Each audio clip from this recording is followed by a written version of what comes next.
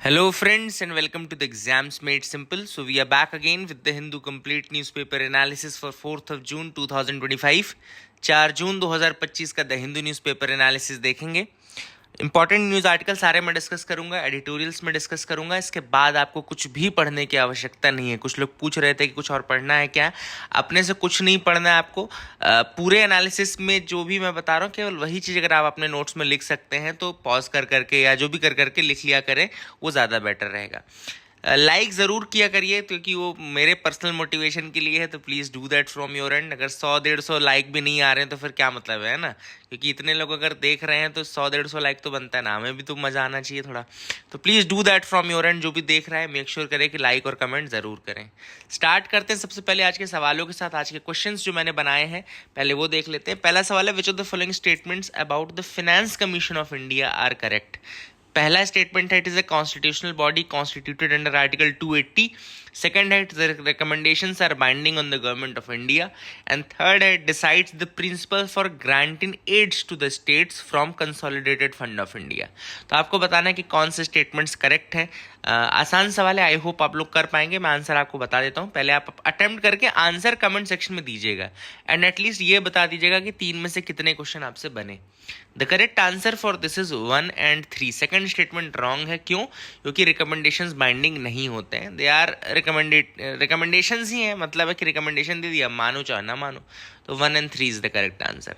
Second question है, which of the following pollutants are responsible for the formation of photochemical smog. First is nitrogen oxide NOx, volatile organic compounds VOCs, carbon monoxide and fourth is ozone. अब आपको बताना है कि इनमें से कौन responsible है for the formation of photochemical smog. 1 2 3, 1 2 4, 2 3 4 या 1 2 3 4। आई थिंक अगेन ये आपको आसान सवाल है, NCERT का क्वेश्चन है ज्योग्राफी का, तो आप लोग कर पाएंगे। The correct answer for this is third हटा दो, बाकी सारे हैं ना, first second and fourth. Third क्यों नहीं है? क्योंकि कार्बन मोनोऑक्साइड नहीं होता है। फर्स्ट सेकंड फोर्थ रिस्पॉन्सिबल है। I hope you got clarity. तीसरे सवाल पे आते हैं, with reference to the Indian national movement consider the following statements. पहला स्टेटमेंट कह रहा है, the Ghadar movement aimed to overthrow British rule through armed revolution.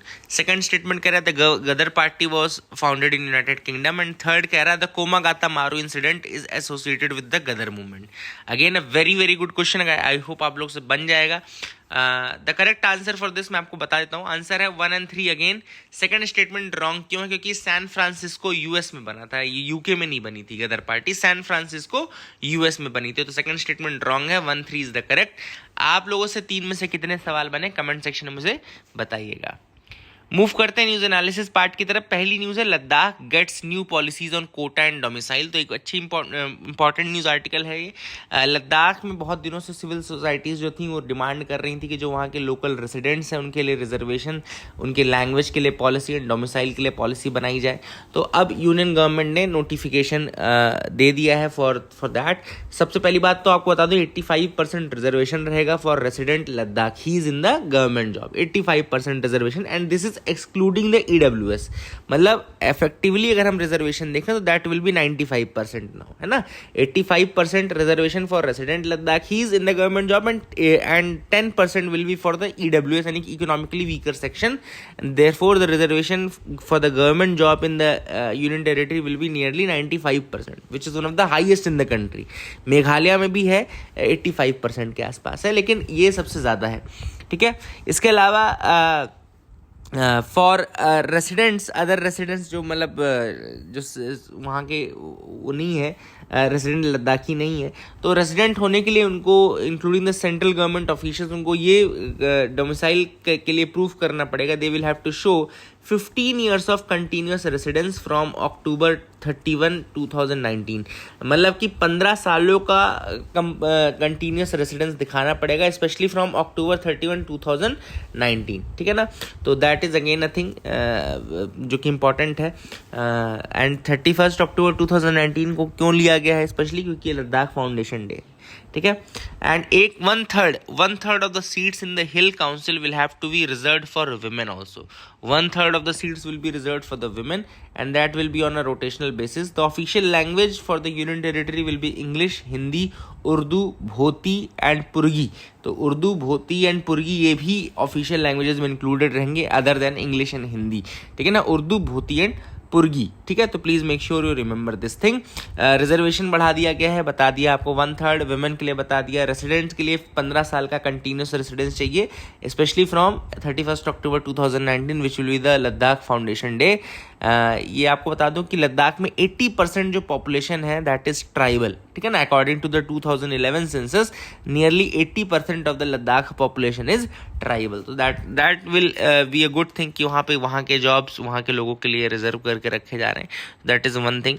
And एक और चीज़ आपको यहाँ बता दूं कि लद्दाख ऑफिशियल लैंग्वेज रेगुलेशन लाया गया, जिसमें मैंने आपको बताया कि English, Hindi, Urdu, Bhoti and Purgi will be the official languages, ठीक है ना। एंड इसके अलावा ये भी कहा गया है कि इंस्टीट्यूशनल मैकेनिज्म बनाया जाए एंड एफर्ट्स डाली जाएं in order to save and in order to develop the native languages of Ladakh. तो जो भोती और पुर्गी लैंग्वेजेस हैं इनको डेवलप करने के लिए भी मैकेनिज्म बनाए जाएं। Now motion of impeachment against justice Verma likely during monsoon season, monsoon session of the parliament. तो ये आपको पता है ना कि पार्लियामेंट में 2 सेशन होने आवश्यक है ना। ये तो देखो सेशन वाली बात तो आपको पता है कि क्योंकि जो कॉन्स्टिट्यूशन में लिखा है, तो कॉन्स्टिट्यूशन में ये नहीं लिखा कि सेशन कब कब होना चाहिए ना। कॉन्स्टिट्यूशन ये कहता है कि विंटर सेशन होना चाहिए, मानसून सेशन होना चाहिए, ये भी नहीं कहता है। कॉन्स्टिट्यूशन केवल ये कहता है कि 2 सेशंस के बीच में 6 महीने से ज़्यादा का गैप नहीं हो सकता। Not more than 6 month can pass between the 2 sessions, ठीक है ना। और 2 सेशन होने ही होने चाहिए, ठीक है। तो मतलब 2 सेशन होते हैं, ठीक है ना। तो ये भी आपको पता होना चाहिए। आई hope you got clarity regarding that. And 2 session minimum होने चाहिए एंड 6 महीने से ज़्यादा का समय नहीं बीत सकता है। अब हम बात कर लेते हैं इम्पीचमेंट वाली बात। इम्पीचमेंट एक जज का कैसे होता है, तो उसकी प्रोसेस यहाँ पे मैंने ढूंढ रखी है, मतलब एटलीस्ट लिख तो मैंने नहीं रखा है ये, लेकिन ढूंढ रखी है। तो पहले एक रिमूवल मोशन होता है जिसको साइन किया जाता है 100 मेंबर लोकसभा में और 50 मेंबर राज्यसभा में, ठीक है ना। ये स्पीकर और चेयरमैन को दिया जाता है, ठीक है ना। Then if the motion is admitted, उसके बाद एक 3 मेंबर कमेटी बनाई जाती है to investigate into the charges constituted.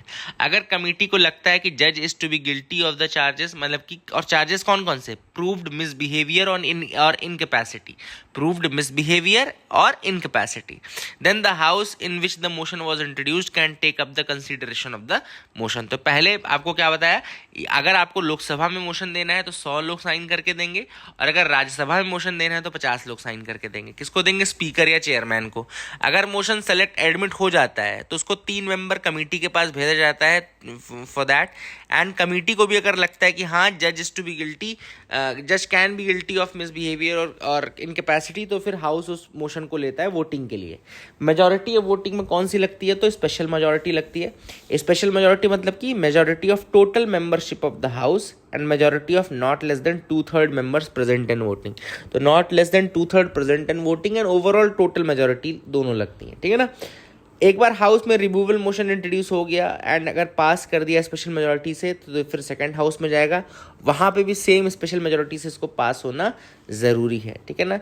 इसके बाद प्रेसिडेंट जो होता है वो रिमूवल के लिए एक सेशन रखता है and the president then passes the order of removing the जज। तो I hope you got clarity regarding the overall process of removal of जज, आपको पता होना चाहिए था। आगे मूव करते हैं। यहाँ पे एक इशू है अलमाती डैम का। तो अगर आपसे कभी कोई पूछे, यूपीएससी पूछ ले कि अलमाती डैम किसके बीच का डिस्प्यूट है, तो ये डिस्प्यूट आ रहा है between Karnataka and your Maharashtra, ठीक है ना। तो कर्नाटका एंड महाराष्ट्र के बीच में डिस्प्यूट है। क्यों? कर्नाटका चाहता है कि अलमाती रिजर्वर जो कृष्णा रिवर के अक्रॉस बना है उसकी हाइट को बढ़ाया जाए। अलमाती डैम की हाइट बढ़ाने का मुद्दा है, जिसको कि महाराष्ट्र के जो सीएम हैं वो मना कर रहे हैं। महाराष्ट्र के सीएम कौन है? देवेंद्र फडणवीस। उनका ये कहना है कि इस हाइट को ना बढ़ाया जाए because raising the height of the Almaty dam will cause flooding in Maharashtra Sangli and Kolhapur district. तो महाराष्ट्र के सांगली और कोल्हापुर डिस्ट्रिक्ट में फ्लड आएगा, ऐसा उनका कहना है कि अगर अलमाती रिजर्वायर की हाइट बढ़ती है तो लिखिए, याद रखिएगा, इस अलमाती डैम पहले तो कृष्णा रिवर के अक्रॉस है and this is a dispute coming between Karnataka and Maharashtra. Karnataka उसकी हाइट को बढ़ाना चाहता है, लेकिन महाराष्ट्र का कहना है कि अगर आप हाइट बढ़ाएंगे तो it will cause flooding in Sangli and Kolhapur district of Maharashtra. तो please make sure you remember this news as well. आगे मूव करते हैं, देखते हैं और क्या इंपॉर्टेंट है। IISc researchers develop artificial metal based nanozyme that prevents excess blood clotting. अब ये बहुत अच्छी न्यूज़ आर्टिकल है, ये भी काफ़ी इंपॉर्टेंट है। IISc यानी कि इंडियन इंस्टीट्यूट ऑफ साइंस जो है, ये भी कर्नाटका बेंगलोर में ही, आपको पता होगा। यहाँ पे लीड साइंटिस्ट थे प्रोफेसर जी मुगेश, जो कि department of inorganic and physical chemistry के हैं। तो he has innovated an artificial metal based nanozyme which can counter abnormal blood clotting. अब आपको ये भी पता होना चाहिए कि एबनॉर्मल ब्लड क्लॉटिंग क्या होती है। पहले तो पता होना चाहिए ब्लड क्लॉटिंग क्या होती है, फिर एबनॉर्मल ब्लड क्लॉटिंग क्या होती है और उसको कैसे दूर करेगा, ठीक है ना। तो नॉर्मली क्या होता है, जैसे आपका ब्लड आना शुरू हो गया, कहीं आपका कट लग गया, कुछ भी हुआ तो आपका ब्लड आना शुरू होता है। उसके बाद हमारी प्लेटलेट्स होती है, ब्लड प्लेटलेट्स होती हैं, दे फॉर्म द क्लॉट्स, और वो ब्लीडिंग को स्टॉप कर देता है ना। क्लॉट्स बनते हैं तो ब्लीडिंग स्टॉप हो जाती है। इसको नॉर्मल प्रोसेस को हेमियोस्टेसिस बोलते हैं, ठीक है ना। कुछ लोगों में क्लॉटिंग ही नहीं होती है, तो जैसे हेमरेज बोलते हैं, फिर उसको हेमरेज हो गया बोलते हैं ना, ब्रेन हेमरेज हो गई है, जो भी हो गई। तो ये जो ब्लड क्लॉटिंग हो जाती है, तो ये प्लेटलेट्स जो है ये स्टॉप कर देते हैं ब्लीडिंग को, और उसको बोलते हैं हीमियोस्टेसिस बोलते हैं। अब ये क्यों होती है, हेमोस्टेसिस क्यों होती है, तो इसमें कोलेजन एंड थ्रोम्बिन, दो ऐसे एजेंट्स होते हैं, एगोनिस्ट्स बोलते हैं इनको। तो they are triggered by physiological agonist like collagen and thrombin. तो कोलेजन एंड थ्रोम्बिन क्या करते हैं, आपके अंदर क्लॉट करते हैं एंड हेमियोस्टेसिस प्रोसेस को बोलते हैं। अब मान लो किसी व्यक्ति को पीटी यानी कि पल्मोनरी थ्रोम्बियोबोलिज्म है, तो उसमें क्या होता है, ऑक्सीडेटिव स्ट्रेस इंक्रीज हो जाता है एंड वहाँ पे जो रिएक्टिव ऑक्सीजन स्पीशीज है उसका लेवल बढ़ जाता है।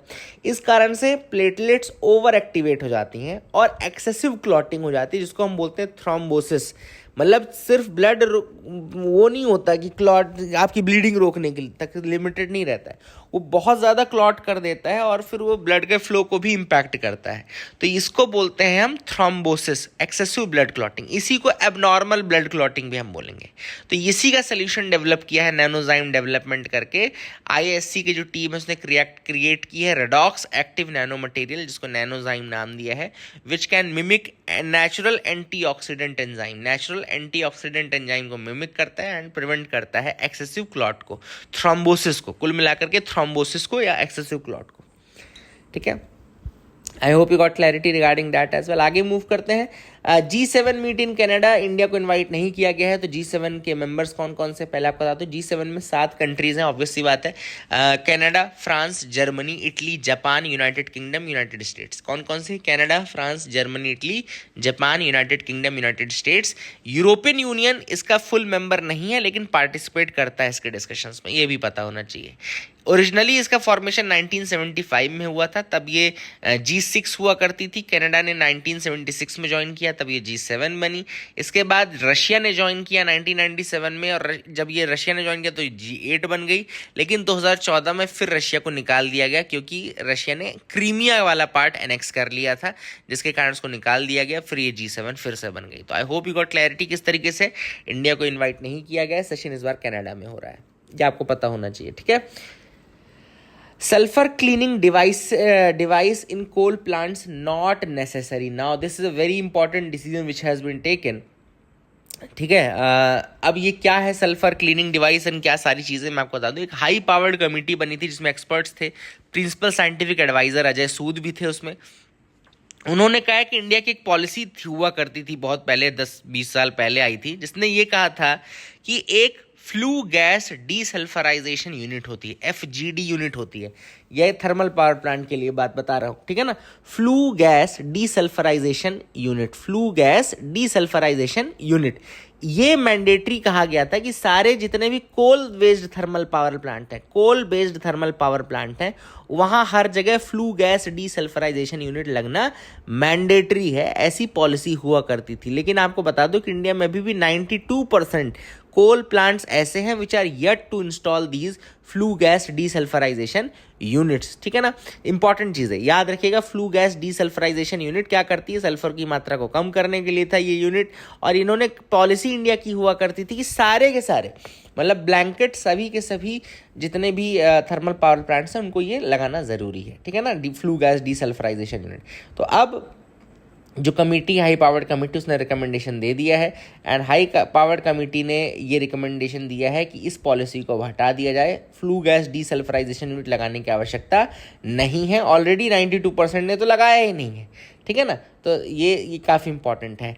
लेकिन ऐसा नहीं कि सारे हट गए। एक छोटा सा इसमें कैविएट आपको याद रखना है कि ऐसे थर्मल पावर प्लांट जो कि यहाँ पे लिखा हुआ है, मैं आपको बता देता हूँ। Only those power plant which are located within a 10 kilometer radius of the national capital region and other cities। तो national capital region, NCR region और दूसरे सिटीज़ के जहाँ पे मिलियन प्लस पॉपुलेशन है, मतलब 10 लाख से ज़्यादा की पॉपुलेशन है, उनके अगर 10 किलोमीटर एरिया के आसपास कोई थर्मल पावर प्लांट है तो केवल उनको, जिनको कैटेगरी ए प्लांट कहा जाएगा, वैसे ही प्लांट्स को एफजीडी यूनिट लगाने की आवश्यकता रहेगी, ठीक है ना। अब ये आपको लगेगा, आप सुनने में तो आपको ये फैसला लगेगा यार क्यों ये हटा दिया, एफजीडी यूनिट तो अच्छी हुआ करती थी क्योंकि डीसल्फराइजेशन सल्फर की मात्रा को कम करेगा।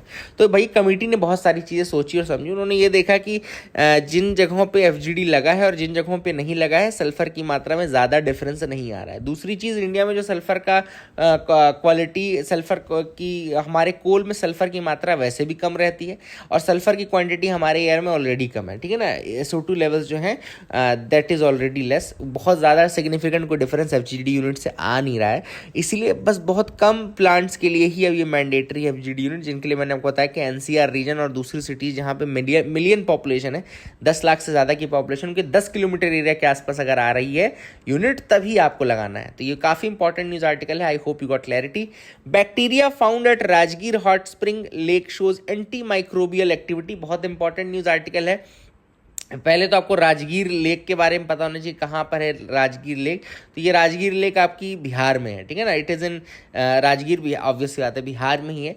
तो वहाँ पे वेल्लूर इंस्टीट्यूट ऑफ टेक्नोलॉजी जो है उसने स्टडी की है, VIT ने स्टडी की है राजगीर बिहार में, जहाँ पे उन्होंने वाटर सैंपल लिया था राजगीर हॉट स्प्रिंग का, water sample from the Rajgir hot spring, जहाँ पे टेम्परेचर 45 डिग्री सेंटीग्रेड तक चला जाता है। तो वहाँ के वाटर सैंपल लेने पे उनको ये पता चला कि उसमें एक special type of heat loving bacteria रह रहा है, जिसको हम थर्मोफाइल बोलते हैं। एक ऐसा बैक्टीरिया जो हीट लव करता है, मतलब गर्मी जिसको पसंद है, heat loving bacteria, they are known as thermophiles, ठीक है ना। तो heat loving bacteria which can survive the temperature range of 45 to 70 degree centigrades, है ना, ये हॉट स्प्रिंग में मिलती है वहाँ पे। एंड this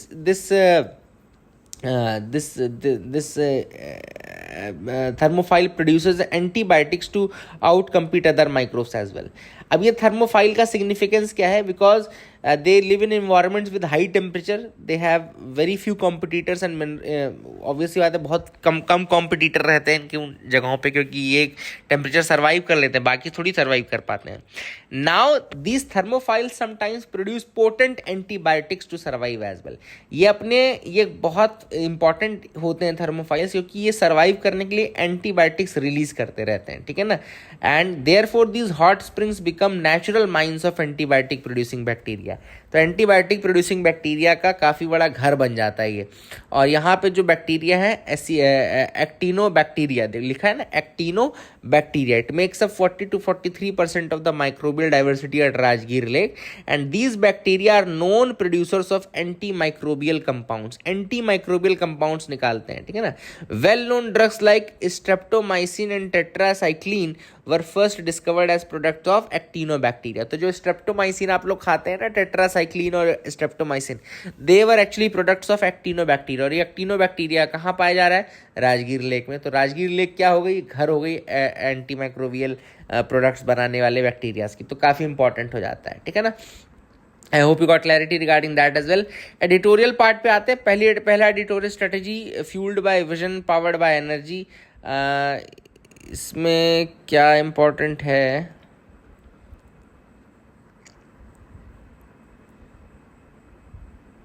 इसमें देखो, एक तो इंपॉर्टेंट चीज मैं आपको बता दूं, जो एक फैक्ट लिखा है कि few days ago India overtook Japan to become the world's fourth largest economy.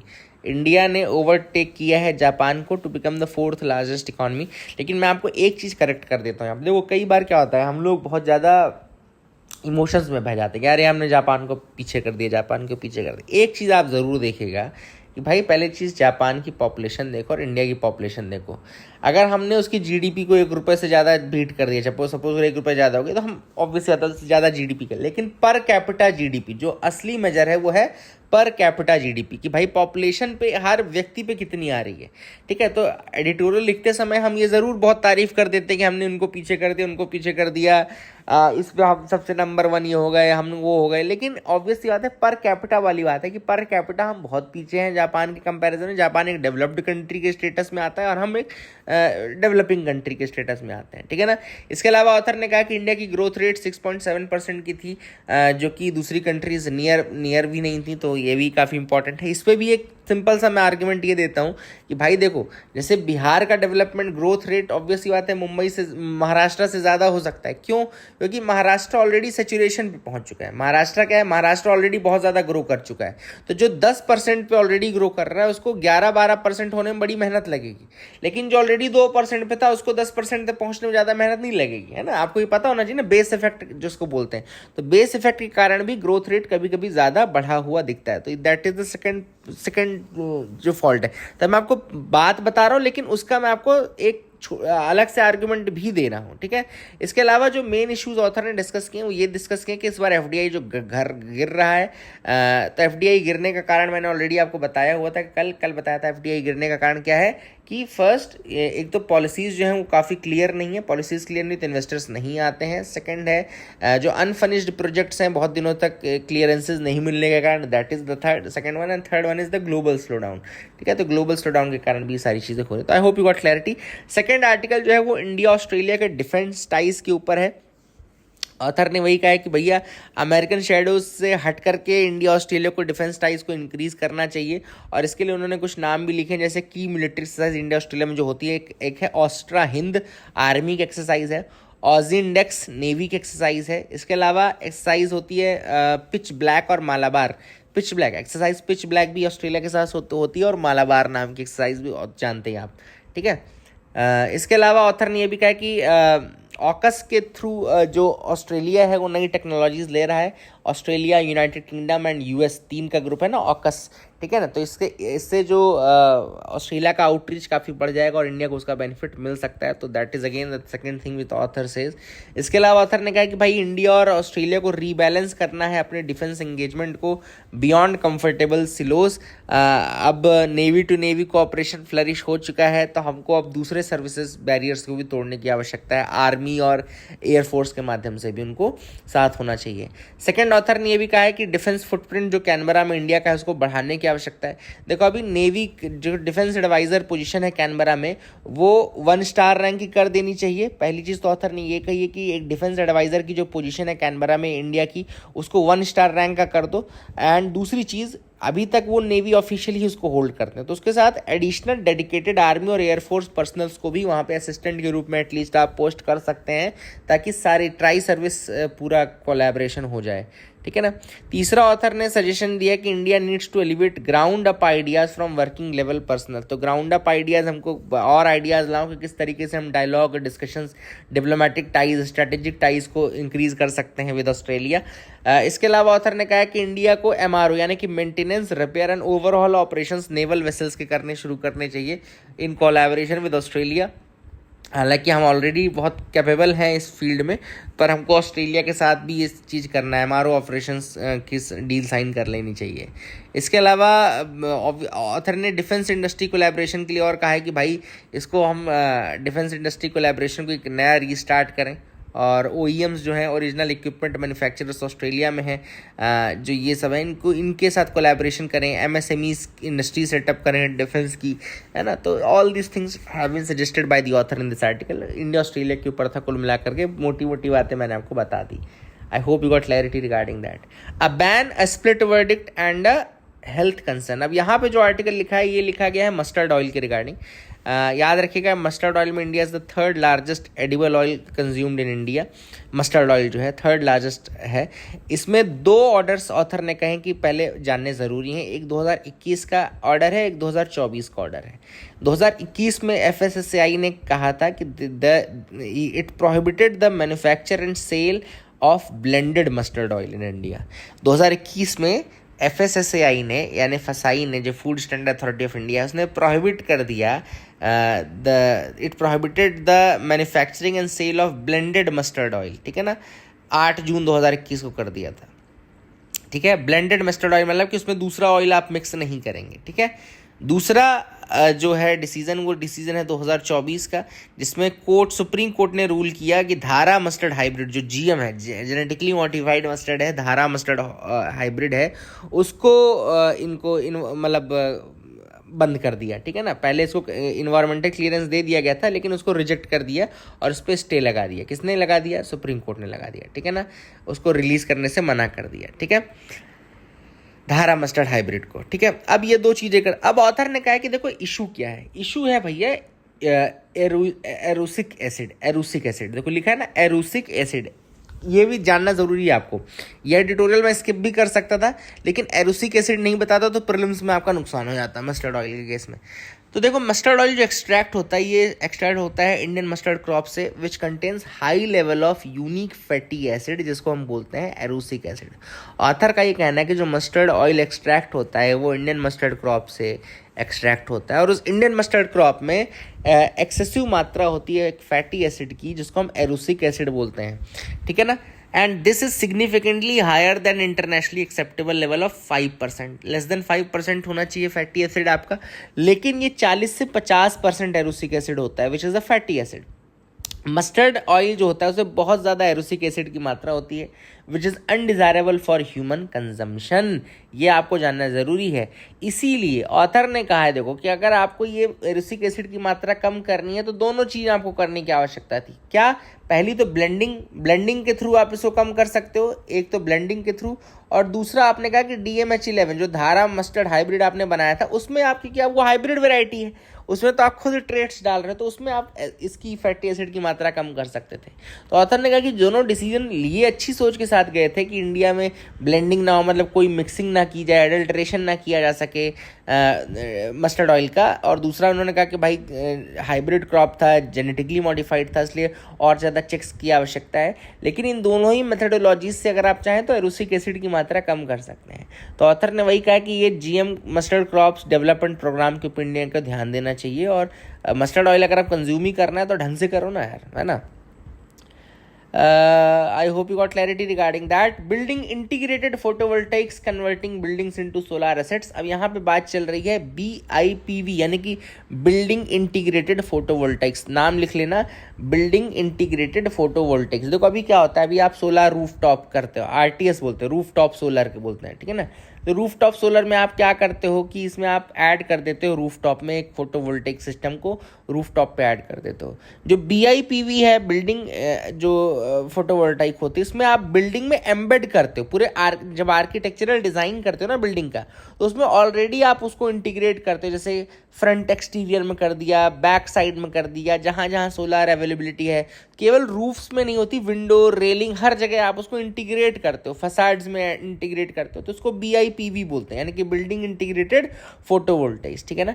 Initial cost हालांकि इसमें ज़्यादा आती है, लेकिन एक बार अगर आपने दे दी तो फिर आपको पूरी आपकी जो बिल्डिंग है उसको एनर्जी जनरेटिंग उसमें कन्वर्ट कर देती है, ठीक है ना। तो I hope you got clarity regarding that. ये भी आपको समझ में आ गया होगा। आगे मूव करते देते कुछ अगर और न्यूज़ आर्टिकल हैं जिनके बारे में डिस्कस करना है। तो for the first time in 100 years rare wild orchid seen in UK में पहली बार 100 सालों में, जिसको माना गया था एक्सटेंट हो गई है, new ladies slipper orchid has been visible, ठीक है ना। and that is the thing which is important. I hope you got clarity. Britain's rarest orchid ladies slipper during flower show in London. तो flower show में देखने को मिला ये. So I hope you got clarity regarding that as well. So that is the thing. RCB ने जीत लिया है. Congratulations to Virat Kohli for winning the IPL 2025 finally. So that is it for the day. Keep loving us, keep sharing us. Thank you and have a nice day.